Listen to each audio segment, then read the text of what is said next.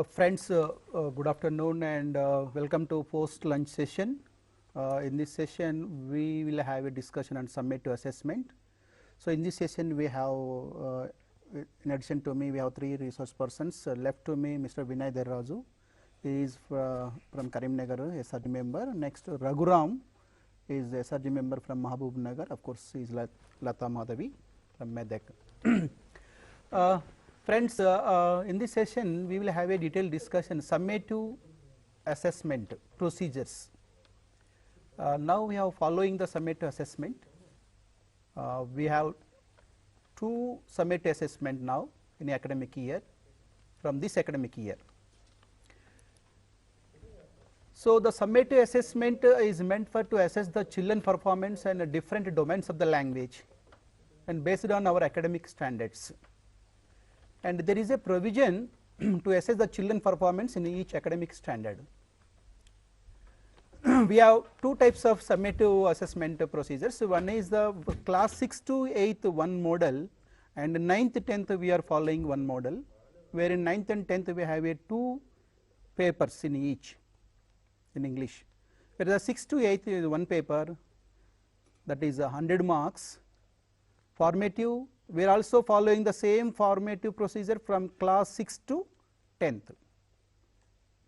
Earlier we had only 9th and 10th, and certain changes there were differences from class 6 to 8th. Now from this academic year we have same model from class 6 to class 10th. 4 formative tools, same 5 marks each, total 20 marks. In 6th to 8th, in addition to these formative 20 marks, we have 10 marks for oral performance in addition to this, and 70 marks for summative written test. And we have different sections in that. I request Lata Madhavi to explain the formative sections and what exactly the different areas and where we assess the children performance. Of course, next month we are going to the formative assessment and how to assess the children scripts also. Yeah. Yeah, as we have already known about the formative assessment, that is for the betterment of the child.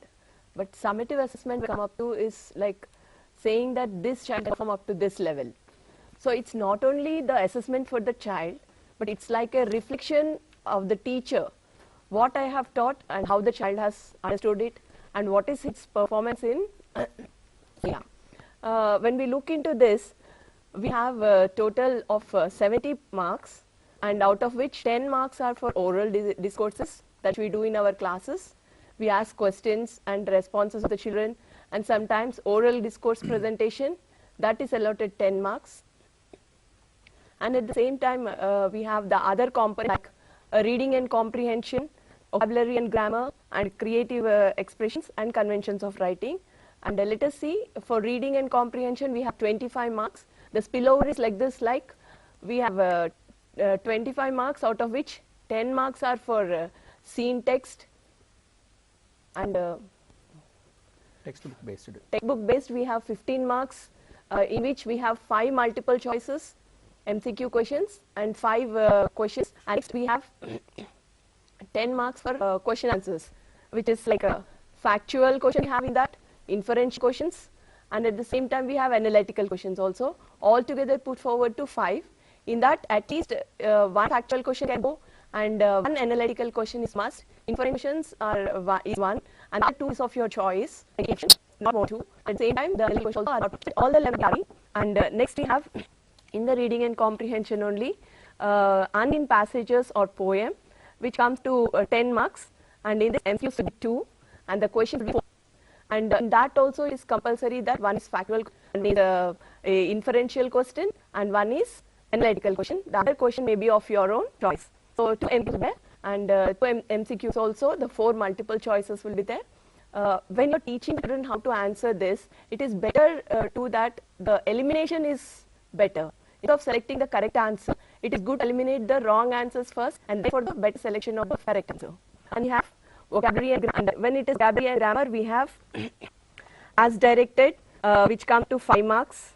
Other than MCQs, we have again 5 marks.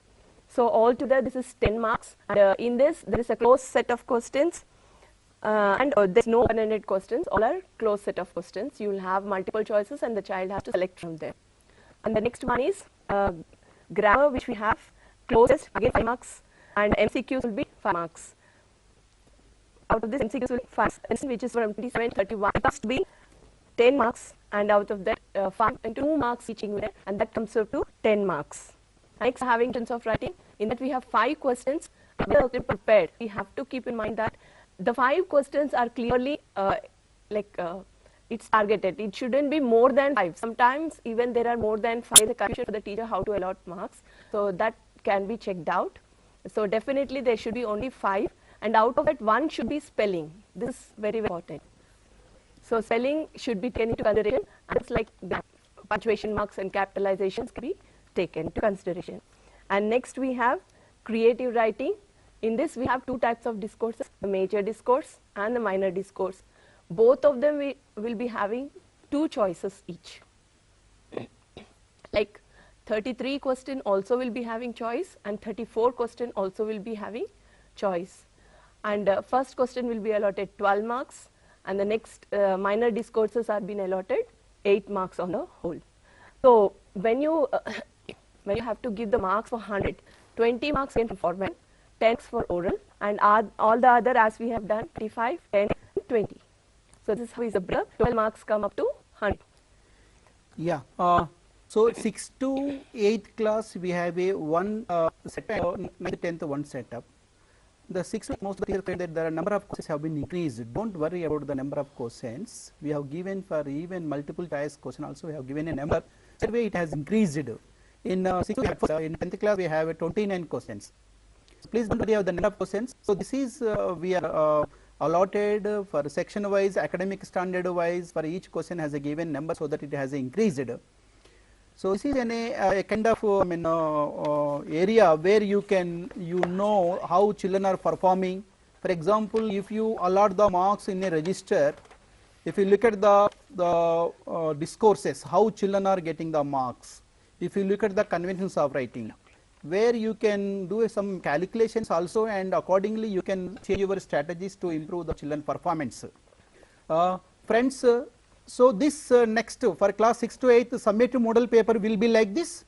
So you have to prepare your children accordingly this model, and you have to, and after examination there will be 1 week holidays for the children, 4-5 days. During that time you have to assess the children performance, the scripts, and again you have to, earlier academic years there is no scope to see the children answer scripts onwards. You have to assess the children answer scripts, and you have to give this most important in this academic year. Please note it down. And now I request Raghuram to explain the 6th to now 9th to 10th question paper model. We have 2 papers for the 9th and 10th, paper 1 and paper 2. Each paper carries 40 marks. So you discuss the items in the question paper. Now, Raghuram.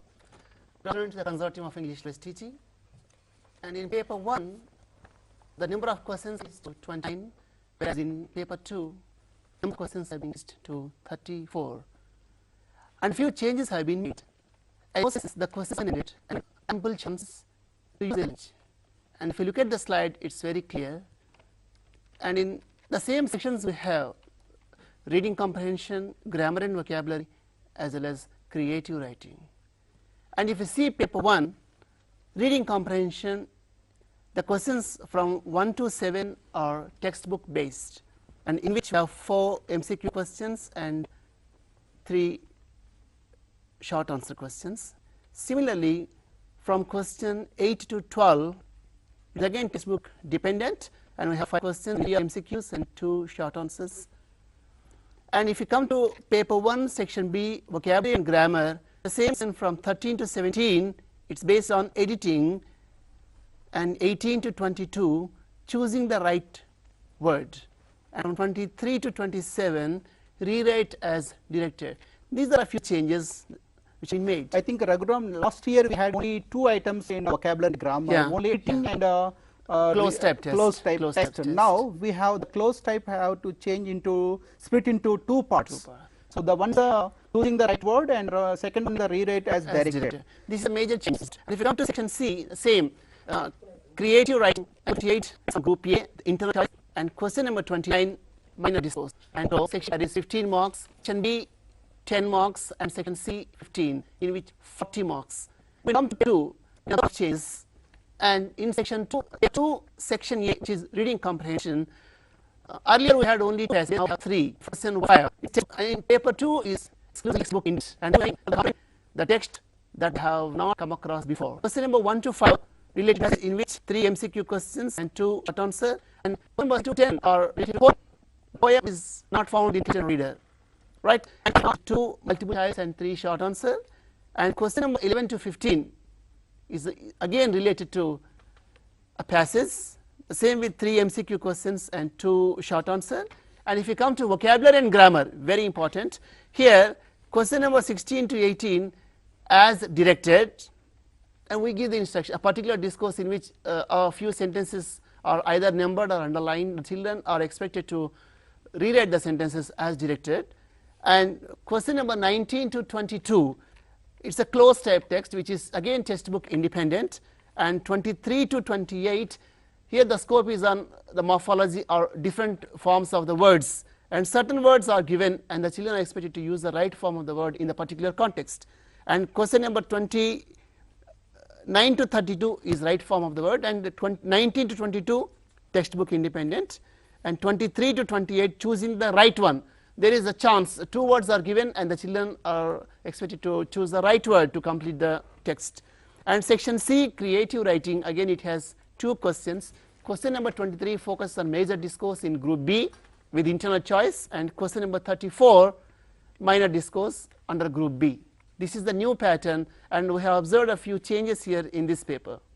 Raghuram, so what are the variation in related to the discourses in the paper 1 and the paper 2? Earlier we had a context other than the textbook also.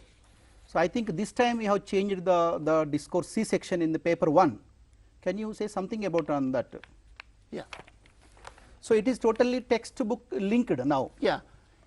The context, the themes are related to textbook. The children may get a particular input, but the inputs are exclusively related to the themes that are highlighted in our textbook. It's very important. And if you come to paper 1, group A, the same discourses, story or narrative, conversation, description, drama, script or play, interview and choreography script for major discourses.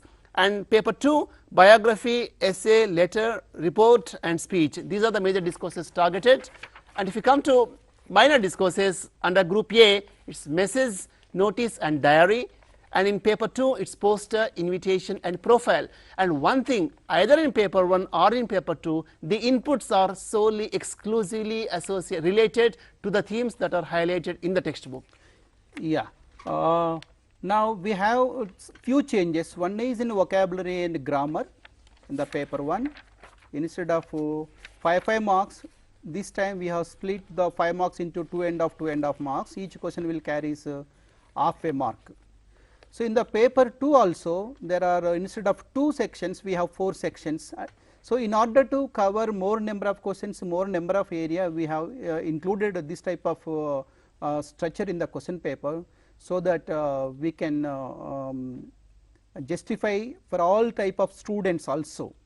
And earlier there was a criticism, the paper is not much scope to address the all types of children from bright and children from private schools and children from some bright students in government schools also.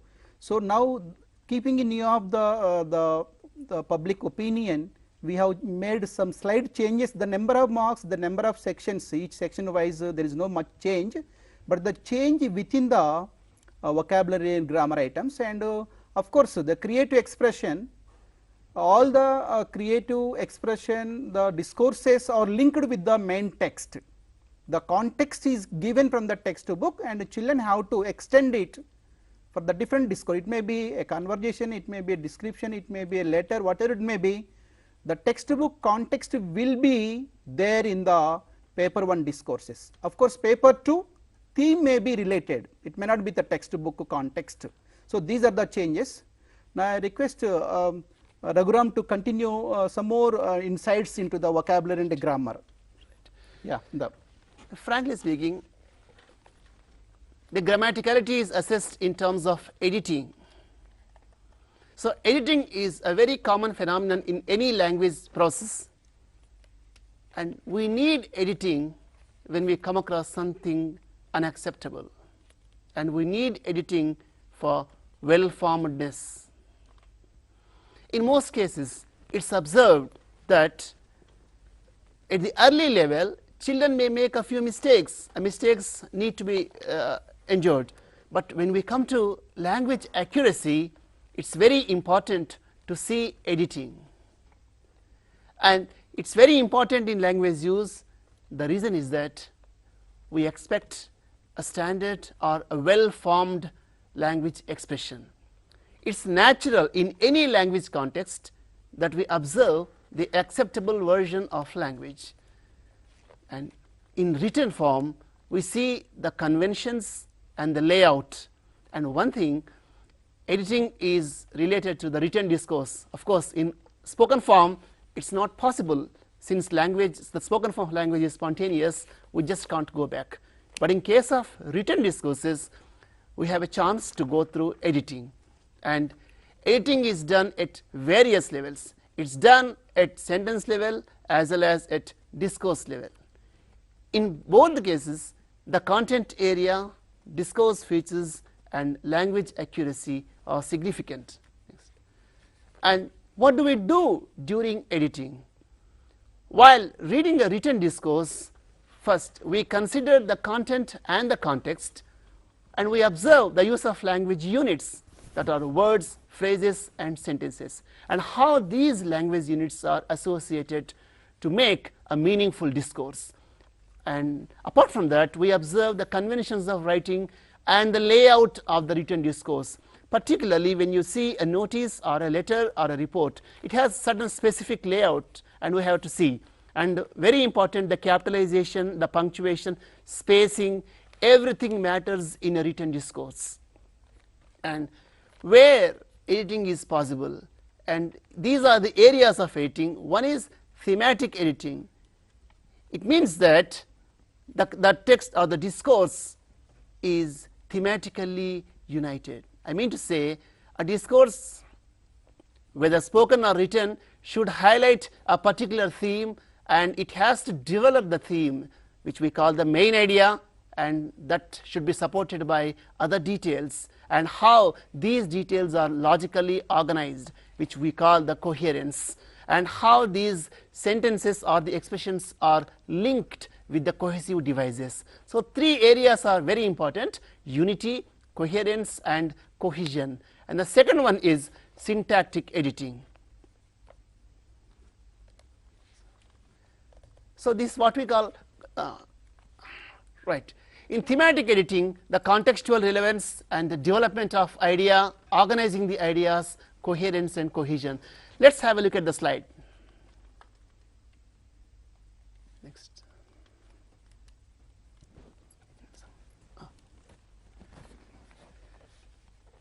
If you see the text, all the sentences are grammatically correct, they make some sense, they are meaningful in isolation, but when they are given in a context, you can see at least one sentence does not suit here.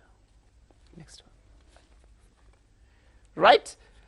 It is clearly observed that the total text is about kangaroos, whereas we do not want a particular sentence which is printed red. Australia is the largest island. It gives us certain information which is not relevant in this context. So, relevance of context is very important. And if you go to the next session, syntactic editing, and very important in syntactic editing, missing words and excess words and word order.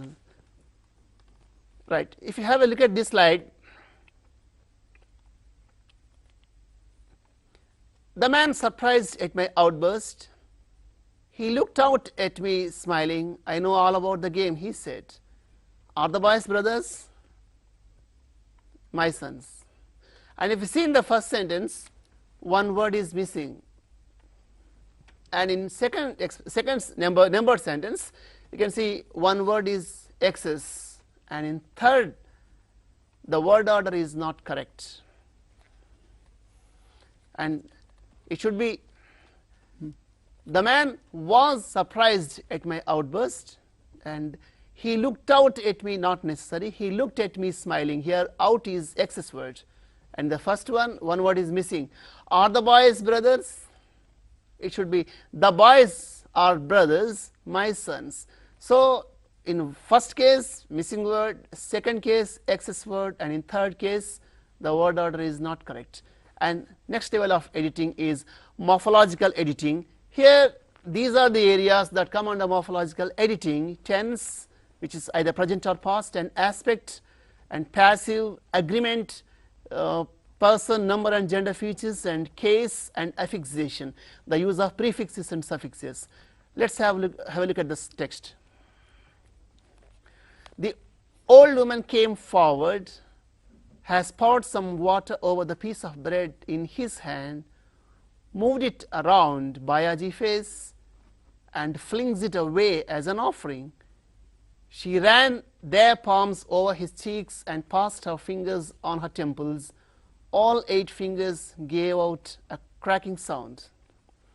And the numbered sentence, each of the numbered sentences needs to be edited. And if you see the first one, the old woman came forward, has poured some water over the piece of bread. So here you can see the problem with the use of tense. One thing, a paragraph, there should be time unity of time is very important, and it is in simple past, and we need to write all the sentences preferably with the same time sense. So it should be the old woman came forward, poured some water over the piece of bread in his hand. Again we have the problem with the agreement, PNG features, the old woman, and here the possessive, his hand should be her hand, moved it around Bayaji's face. Again we need a possessive, Bayaji's face, and flings. We have the problem with the tense again. It should be flung it away as an offering. She ran their palms. Again it should be she ran her palms over his cheeks and pressed her fingers on her temples. All 8 fingers gave out a cranking sound. Let's see the next slide. So it's the right version, and here we have taken up the process of editing, and apart from that there are other areas of editing. Yeah, these are conventions of writing, particularly when a particular discourse has certain layout, and we know capitalization using full stops and commas and colon, and even the layout, particularly for a letter or a report, certain discourses, and even for a notice or even a diary, we have a particular format. And when we are working with written discourses, we need to see not only morphological, syntactic and thematic features, but also conventions of writing and even the layout, and more important is the spacing between words and the spacing between sentences, and which makes our work a good piece of writing. Yeah, in this context, editing, I think it's a more important area to help the children language learning, especially in the writing. As you said, there are different levels of editing. So the teacher should have the regular practice of editing children products, I think. So otherwise children unable to learn where they committed the mistake and how to overcome the mistakes. These things should happen even if for the 10th class preparation also. Not only 10th class, from the 6th class to 10th class, you have to have a editing process in your classroom at least once in a fortnight. So then only it is possible for the children to overcome their errors, and it should be a regular process. So for this, teacher needs some competence in the language, otherwise it is not possible for you. Unless you do it, I don't think the children will come out with the expected writing levels. So editing is one of the important process. We should not neglect that. Whatever they write, you have to edit it. Now I request Raghuram, so what kind of the process the teachers have to follow in this editing in the classroom? Right. And when we work with the text, we give scope for the children to work in groups for discourse construction. And when the inputs are given, the children need to work in groups, preferably in groups, and they come out with their own discourses, and which should be followed by teacher's version. It's very important. And when the children compare their work with that of the teacher, they go through where they went wrong, where they have missed the ideas, and where the sentences are not properly arranged, where certain words are missing, where certain words are excessively used, and where the format is disturbed. So when they analyze, they do analyze and see, here I am missing something, here the teacher has added some information and I need to. Here is a work produced by a student, and have a look at this.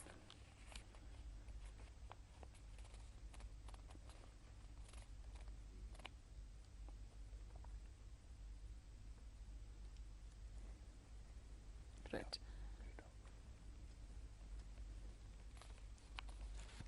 Once the children present their discourse, the teacher has to display, the teacher has to present his or her version, and here they make, and the teacher has to give prompts, and how the children will be able to see their errors or just language gaps. And a few questions are possible here.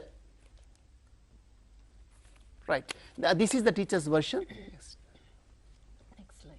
Next slide. Right. So these are the possible questions the teachers can ask. Is there any excess word in pointing out a particular sentence? Is there any excess word in this sentence? Maybe yes or maybe no. Is if yes, what the children, or what word or words the children are missing, and how they can be complemented. And next, is there any missing word in this sentence? And excess words need to be deleted and missing words need to be added. And here there is a chance we can have more than one right answers. And do you want to change any word order? And is there a difference in the word form? And sometimes, you know, a particular form may not be suitable, and the children are expected to use the right form of the word in that. And next, we have a few more questions. Yeah, we ask the children, do you want, whether they want to change the discourse or not. So do you want to put or change any punctuation mark, and what should be there in the beginning of the sentence, and underline the misspelled word and ask, is the spelling correct? It's at the next level when the children are unable to identify certain errors, and we give them prompt, and we can pinpoint a particular area that needs to be edited, and we ask, and we underline it, and is it right, or shall we change this? Is the word order correct, or shall we change this? Is there any word missing, or are there any excess words, and shall we remove them, or shall we replace the words with the other words?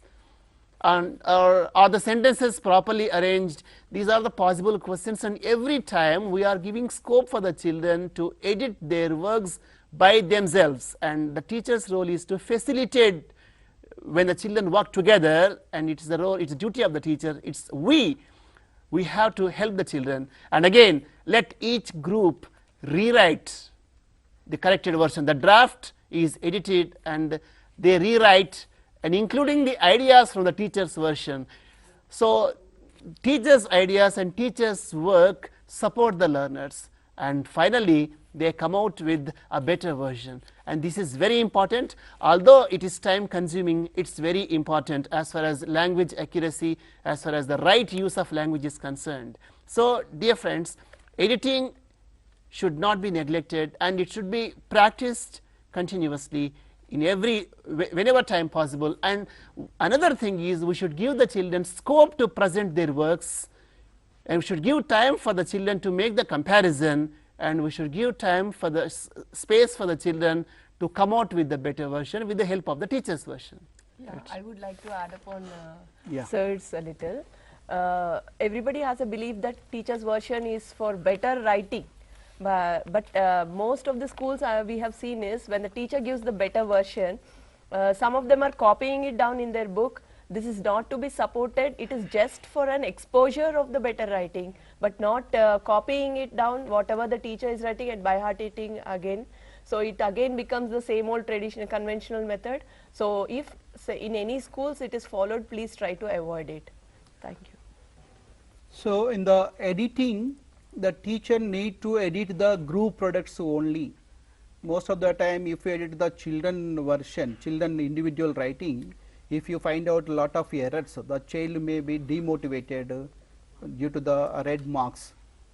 So when the child writes individually, then they will share in and they will write together in a collaborative writing. They will produce together a group product, and teacher has to take that for editing process, and you have to elicit the responses, give the feedback for the children, you have to interact with the children, and you have to negotiate with them what kind of sentence is there any problem, something like that. As Raghuram has given details, different types of levels of editing. If you do it regularly, I hope definitely the children will come out with good writing skills, but it should happen regularly. And the same time we also have some more information related to Raghuram want to add something. Yeah, here a very important thing is the teacher's version should be supportive. What I mean to say, the children may get the ideas from the teacher's version, and we teachers have to give scope. Why don't you try in a different way? Why don't you add some more ideas? Why don't you come out with some more sentences? And by giving such prompts, and we can give freedom for the children to come out with their own works. Right? So it is a regular process. It is not a 1 day, 2 day, and 1 academic year or 2. But in the classroom, as a teacher, as a professional, we have to take up this kind of. This is the only. This is one of the important area we have introduced in this new pedagogy. So collaborative writing and editing the children group products and displaying the editing. If at all possible, provide them a color sheet, long sheet, let them write on it, and after editing you can display in the classroom. If you provide such kind of displays, children all the time they will look at it and they will get motivated and they will try to rectify their errors. Of course, teacher version also will help them how to write a meaningful sentences. Okay. Now we will think of the assessment indicators. What is the role of assessment indicators? Now Vinay will explain something about the importance of the assessment indicators in evaluation or in writing also. Good afternoon all of you. So as we know, the difference between the formative assessment and the summative assessment. So the formative assessment is for the assessment for learning, whereas the summative assessment is the assessment of learning. So during the formative assessment, the teacher helps and teacher find out where the students is very strengths and his weaknesses. In the summative assessment, there is a no scope for that. So then to provide that kind of feedback, and we need an indicators. So the teacher facilitation part must include the indicators also. Suppose you are asking your kids to write a letter. So generally what facilitate that we are going to provide there. So we will give you the layout of the letter and what are the contents of the letter, what you are going to write in the first paragraph and what you are going to write in the second paragraph and third paragraph, and leave taking and all other things, and the layout we will clearly explain. So based on that they will develop the letter. So here the teacher's role is to supply the indicators also. So what are the indicators they have to include? So this the children are familiar with the indicators, then only they will score the better in the final examinations. So let us look at the slide narrative. So the indicators are basically divided into two categories. One is the discourse specific features and another one is the language specific features. So the what are these discourse specific features? Discourse specific features includes the focus on the meaning, whereas the language specific features they focus on the form of the language. So then what is sequence of events and the dialogues and the setting and the sensory perceptions and expressing the emotions. So here you just closely observe these things mainly focus on the meaning that conveyed through that discourse, and whereas the second part you look at it, the language specific features, they are the grammatically, the grammar, and another one is the conventions of the writing. So these things mainly focus on the language aspects. So they are not going to disturb the meaning of the language. Okay. So they are broadly classified, and their percentage is like that. 60% weightage is given to the discourse specific features, and whereas the 40% weightage is given to the language specific features. So this should be focused when you are facilitating the particular discourse in the classroom. That is also very important. And the second one is the conversation, and in that also the same thing, that is the 60% weightage is given to the discourse specific features, and whereas the 40% weightage is given to the language specific features. And the layout is also very important for each and every discourse, that also the teacher should focus when he is facilitating the learning in the classroom. So under the writing dialogues contextually, minimum of 10 exchanges, that carries 2 marks, and whereas the sequencing the dialogues, it carries 2 marks, and using social norms and the discourse markers carries the 2 marks.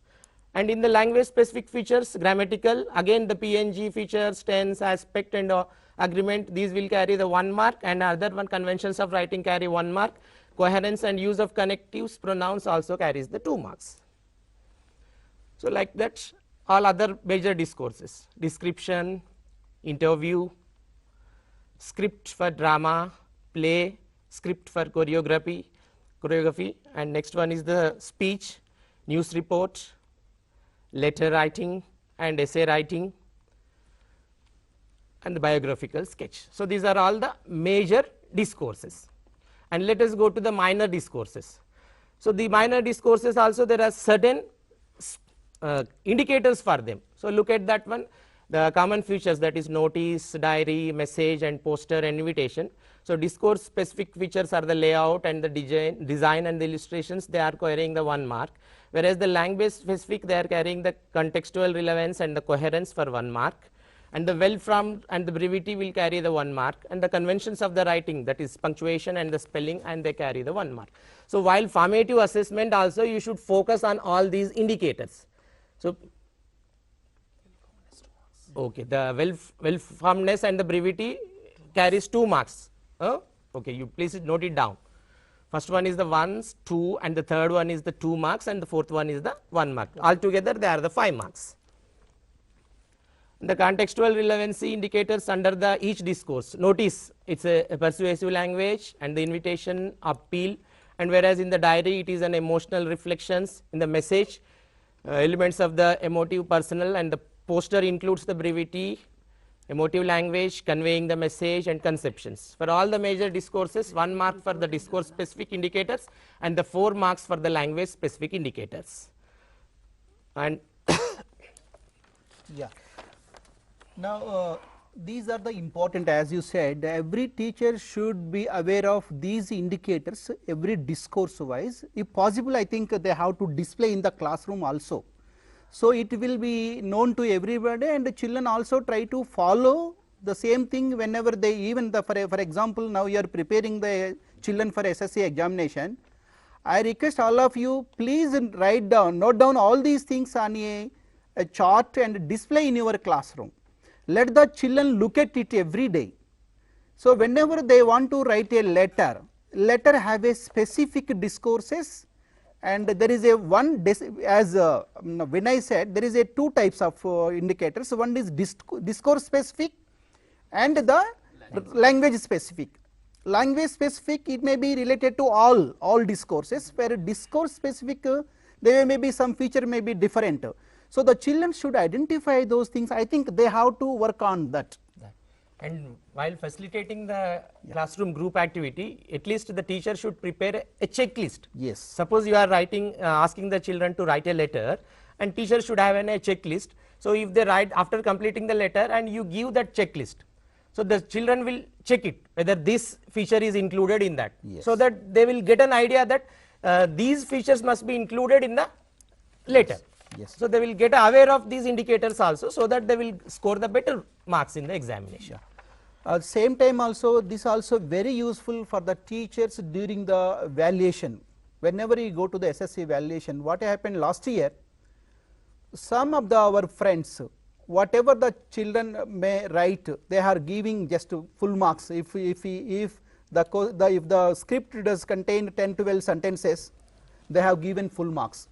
I request all the friends, if you give the marks like that, If the low proficient children also, if they copy the sentences again and again, same day repeated the same questions in the examination paper also, there is a possibility to get the marks. So I request all the teachers, whenever you go to the attend the SSC examination valuation papers, please keep in mind, please look at the discourses and its features, whether the script contains all the features, accordingly you can give the marks. Otherwise, please don't give more marks for the less features, and less features more marks, more features less marks. Please don't do like that. And some of them in a via media, they manage, they will give 6 marks out of 10. They don't give more marks, they don't give less marks. So this is also very bad. So being a professional, you must be aware of these indicators and the marks allotted to them accordingly. This time I request all of you, please keep in mind, so that we will provide a good opportunity for the children as per their ability. Yeah, do you want to say anything, Vinay? Okay, sir. So the main important thing is that the students must aware of all these indicators. This is not only for the teacher's sake. Every student in the class must know what are the indicators for the each discourse, whether it is minor or whether it is major. That is, the teacher must take care of that. Otherwise, he can't score well in the examination. So every student must aware of the model question paper and what are the items are given in each and area, and they need some exposure in each area, and they have to have some understanding on the indicators. For example, it is open-ended questions. For example, if it is the 2 marks, 1 mark is contextual relevance, 1 mark is well-formedness.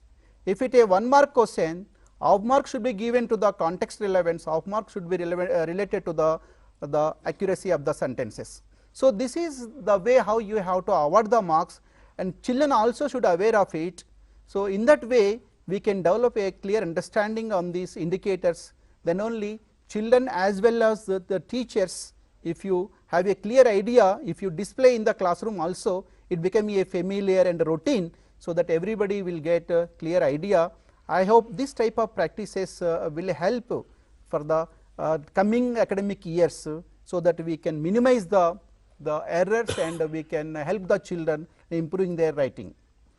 Okay friends, we will have the next sessions on teacher professional development, and we have a class 10th action plan. I request all of you, please stay back, and the last session we will have a question and answers also. Please be in the centers. Thank you very much. Thank you very much.